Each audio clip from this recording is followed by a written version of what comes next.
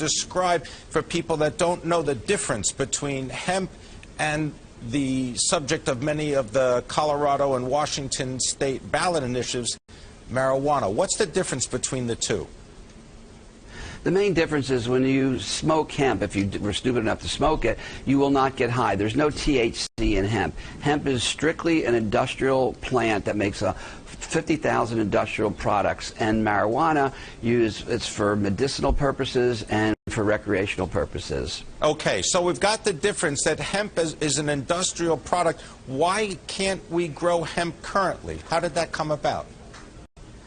You know, that's a real good question. It is totally absurd that American farmers cannot grow hemp. This product is amazing what it can do in a whole range of areas.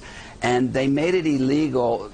I don't know if it's true or urban legend, that the reason marijuana was illegal because the real target was industrial hemp.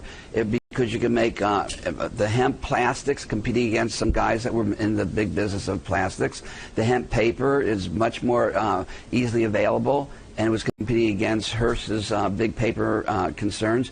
So they lumped it all together with marijuana, and that's how it became illegal. Not because marijuana was making people high and they didn't like it. It was because the target, the real target, was industrial hemp with its many applications. All right, so hemp gets caught up in the same net and put under the same jurisdiction as marijuana. Let's fast forward now to the Farm Bill, which the President just signed in Michigan, allowing states that have laws regarding hemp production, industrial hemp production and growing, that it is now consistent with federal law. What does that tell you about the direction of federal law? Well, that is an unbelievable moment in the history of industrial hemp. We are about to start a clean American industrial revolution with the passage of the Farm Bill. So we don't have to import massive amounts of hemp protein or hemp fibers or hemp fabrics or hemp seeds from China and Canada and Romania and Russia. We can actually grow it here, and the economic benefit is going to be in the billions of dollars to Americans. All right. Now, Bruce, tell us, what is Hemp Inc.? Hemp Inc. is a publicly traded company that focuses on industrial hemp and all the varieties of products that you can make with it. We have a lot of different divisions. We have our nutritional division, which makes, hemp seeds and hemp protein are classified as superfoods. So we have those. We have hemp textiles. I'm wearing a hemp t-shirt. This is hemp rope. I'm wearing shoes made by Adidas. So do you offer consulting services based on your experience and knowledge in this industry? Is that the focus of Hemp Inc. right now? It's not. It's the focus. It's the fastest growing, most flexible, and most profitable division of our company because of our vast knowledge of this industry since I was basically 16 years old. Okay. Now, I got to ask you, though, on a personal basis, going back, you mentioned being 16 years old. You also spent some time at the courtesy of the government in a way that, well, you were incarcerated. Tell us a little bit about that. Yeah, the media dubbed me the king of pot because I was the largest marijuana smuggler in West Coast history. And your Trish Reagan did a story called, a documentary called Marijuana Inc., which featured my smuggling career. For the benefit of being the king of pot, I got to spend 9 years in federal prison.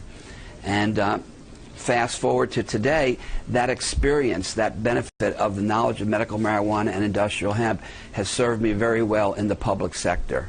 Okay. Now, having said that, the company, Hemp Inc., one of the reasons that we note it is because it's been so heavily traded. There's been a lot of volume.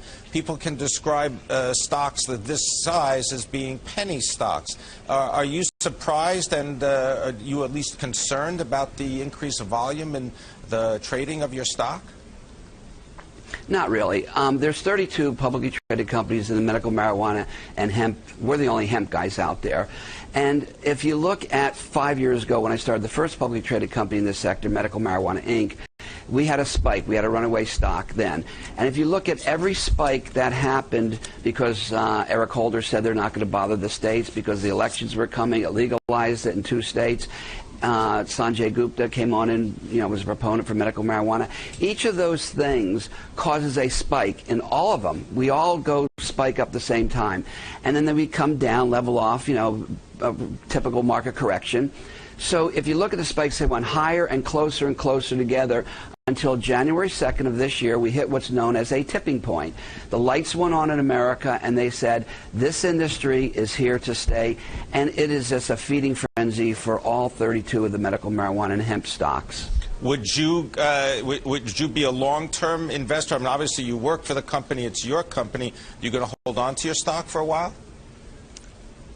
I hold on to my stock, and I buy the other guy's stock and hold on to that, because long term, we're at the birth of an industry. This is a dot-com explosion, except there's a real product or real products behind us, not air. All right? And we have the benefit of the internet. They weren't building it like they were in the mid-'80s.